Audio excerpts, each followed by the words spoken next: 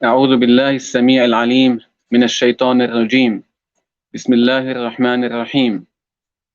الحمد لله رب العالمين، والصلاة والسلام على سيد المرسلين وإمام المتقين، سيدنا ونبينا وحبيبنا محمد صلى الله عليه وعلى آله وأصحابه أجمعين. Dearest viewers and listeners to Salam Media, welcome to our second show called Masjid Al-Aqsa Al-Mubarak, the heart of the Ummah. Tonight our show is slightly shorter. It's just under 30 minutes. And we are pleased to be joined with Ustad Aiman Zeidan, the Deputy Director of the Al-Quds Institution International.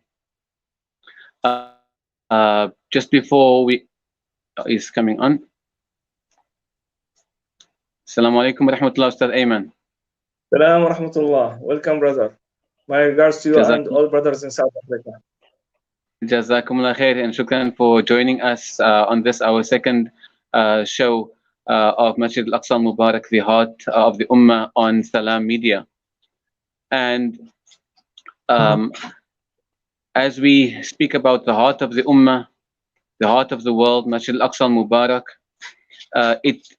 we don't need to use footage even from last month, even from Ramadan, to speak about what is happening.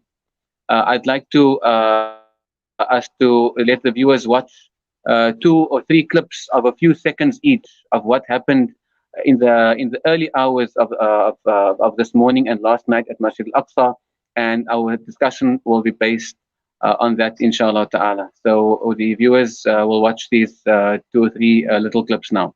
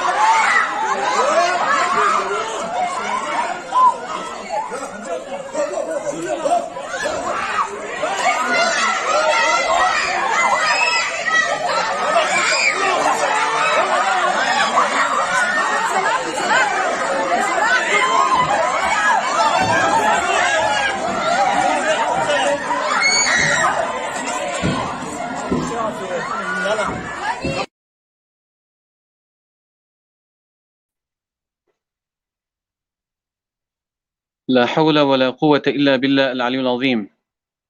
Unfortunately, so sadly, these are scenes that we have become used to seeing on our screens over years, and more increasingly over the recent months and days. When you see scenes like those of police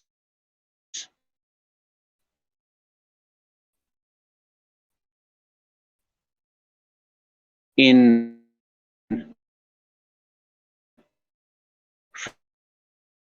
full army gear,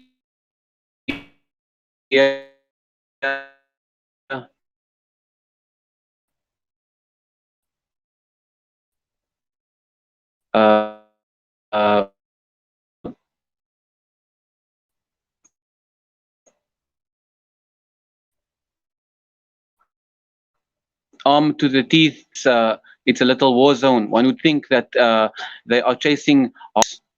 We are speaking about an occupation soldiers directing their live ammunition at the third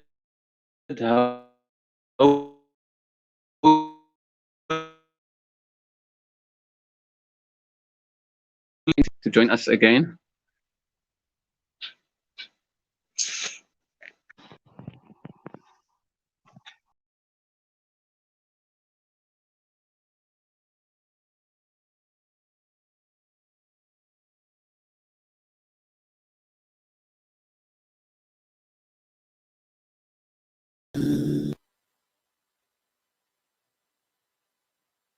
لبيك اللهم لبيك لبيك لا شريك لك لبيك إن الحمد والنعمة لك والملك لا شريك لك لبيك اللهم لبيك لبيك لا شريك لك لبيك إن الحمد والنعمة لك والملك لا شريك لك لبيك اللهم لبيك لبيك لا شريك لك لبيك إن الحمد والنعمة لك والملك لا شريك لك لبيك اللهم لبيك لبيك لا شريك لك لبيك إن الحمد والنعمة لك والملك لا شريك لك لبيك اللهم لبيك لبيك لا شريك لك لبيك إن الحمد والنعمة لك والملك لا شريك لك لبيك اللهم لبيك لبيك لا شريك لك لبيك إن الحمد.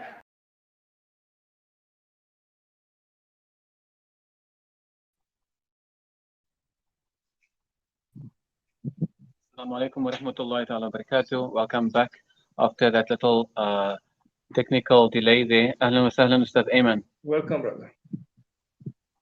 And it's so apt that during that break, we saw scenes from Makkatul Mukarramah, from the Holy Kaaba, from people making tawaf. And these are the most holiest days in the year, the days of Dhul Hijjah.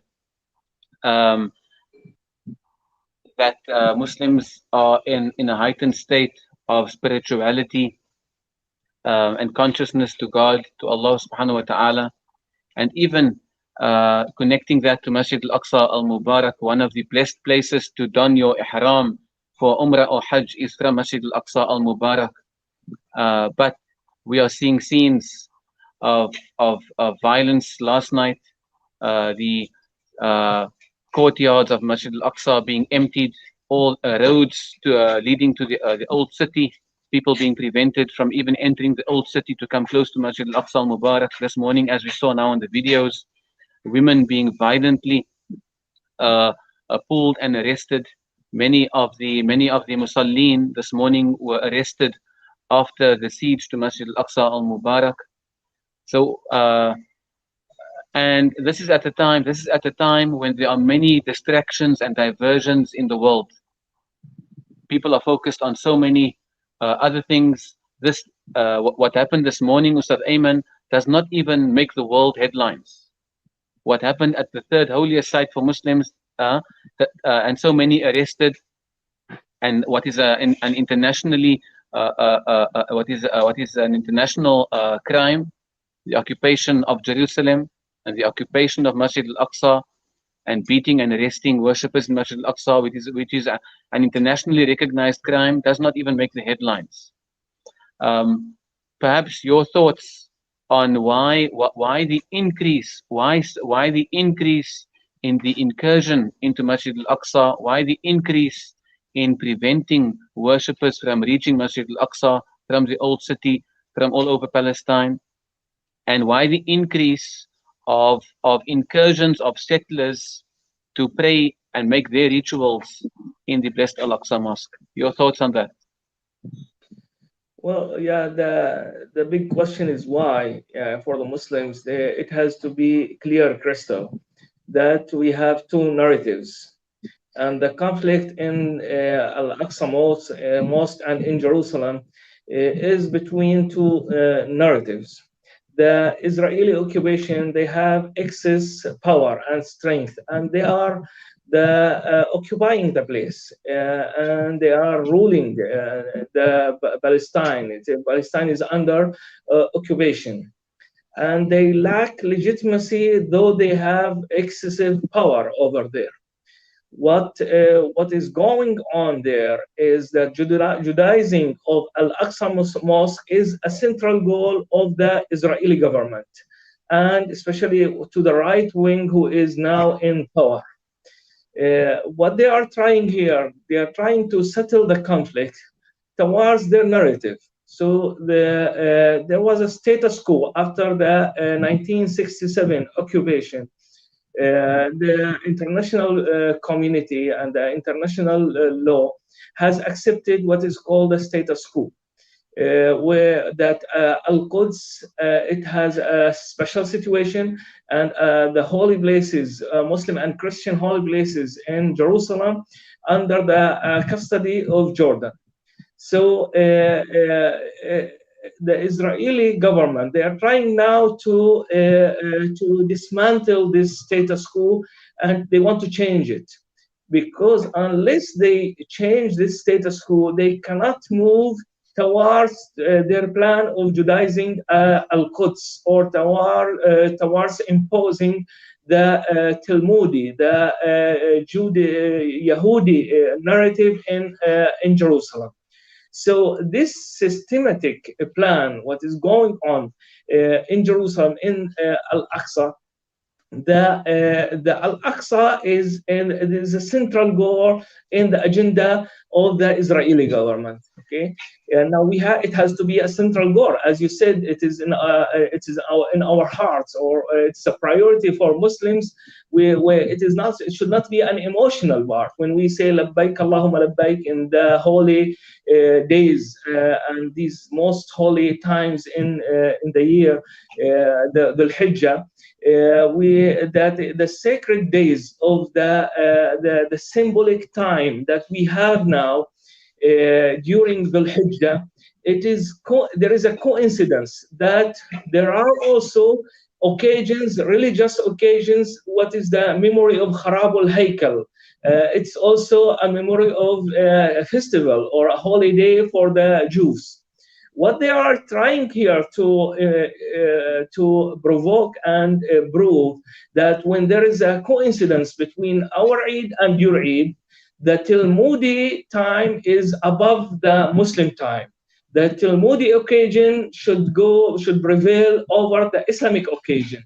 Okay, so that is the dangerous advancement that they are trying to force and settle in Al-Aqsa Mosque. That's why they are trying. Earlier, they were avoiding breaking in Al-Aqsa during the Holy Ramadan, during the last days of Ramadan. They were trying to say that we are visiting. They don't practice any Talmudi rituals inside the mosque. They don't recite their religious things and what is called so-called the national anthem of Israel. Now they are trying to move forward to impose measures and to create facts on the ground. They have tried creating facts in different tracks, like excavations, like division of the mosque, time division, place division. Finally, their ultimate goal is to build a physical plant in the compound of Al-Aqsa Mosque, which is the Temple Mount, or Al-Haykal. Okay, that is their temple. Okay, they said that when they are trying to build this Haykal in the place, it is something tedious. Decades and after decades, they are trying to impose that, and it is not working. What they are now suggesting among those extremists let us build it spiritually before building that physically. That's why they are trying to force rituals. They want to celebrate the occasions. They want to make their, what do you call it, sujud talhami. They want to empty the mosque during their occasions. They want to forcibly evacuate it from Muslims. They don't allow the Muslims from different areas to come to the mosque during this time. So that is the plan, actually.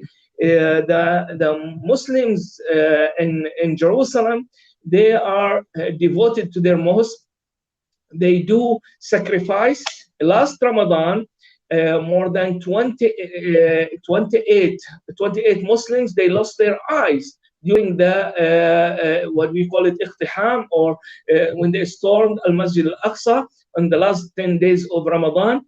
28 from the youth, they lost their eyes. So it is a big sacrifice that it is taking place from the people on the ground. The house demolition is escalating like anything. Every day we hear about evacuation and demolishing of housing in Sheikh Jarrah and Silwan. More than 12 areas in around Masjid al-Aqsa, they want to evacuate and demolish the houses over there. So that is the scene, and that is the situation in Masjid al-Aqsa. Jazakumullah khair for sketching the picture and the scene from a historical perspective to the current narrative, as you say, and we see it over and over again from the Israeli occupation perspective. They only see gains through force, just as they occupied the majority of Palestine in 1947 and 48 through violent and forceful measures.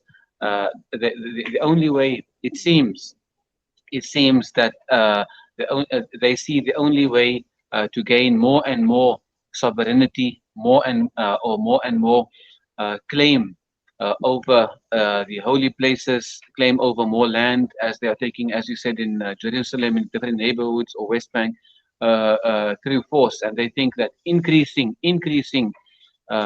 the violent measures and increase of force and increase of arresting of Palestinians will gain them their claims to this land, as their own archaeologists have been excavating under Masjid al-Aqsa since the occupation of Jerusalem of 1967, and until now they can come up with no claims of Jewish archaeological history and heritage at Masjid al-Aqsa al-Mubarak. We only have a few minutes left. Our program is really short today. Perhaps you could spend the next 4 minutes speaking to us on the role of the international community. We are both speaking from different countries, very far from Palestine. Maybe speak to us about the importance of the Muslims and the world keeping their eyes close to what is happening and try to use their own governments and media to keep the Israeli occupation in check, to keep some sort of pressure on them. What do we do as the international community? Well, it is very important that we have a just cause. Yeah, as I told you, yes, the people of Palestine in general and the people of Jerusalem, they do have a plight and they suffer from the measures of the occupation. But they have a just cause which can be promoted and it can be taken to the world. And yes, the Israeli government can use all this force. But they have this power. They are stronger in terms of power on the ground, but they are lacking legitimacy. They also suffer from the lack of legitimacy, though they have also an excessive power that they cannot use it also in Jerusalem as well, because that is what they say. This is our capital. This capital is the heart of Israel, supposed to be, but it is a fragile heart because they cannot protect their heart. They cannot prove their sovereignty over this heart. They cannot change the identity of the Jerusalem. They cannot convince the world that this is the Israeli capital, though the American government have supported them all the time. Okay, even the international arena or the official government, they are supporting Israel, but still they cannot settle this conflict. So we have to deepen their crisis and to this state to show the true ugly face of Israel against humanity.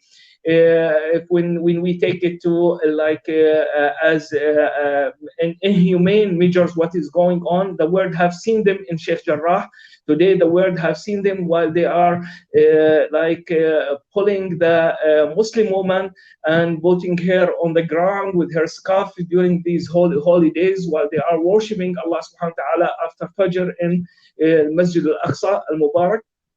And it is very important that what we hear the solidarity voice, like from South Africa. It is important that the message will reach our brothers in Jerusalem that your ummah is with you, backing you up, supporting you.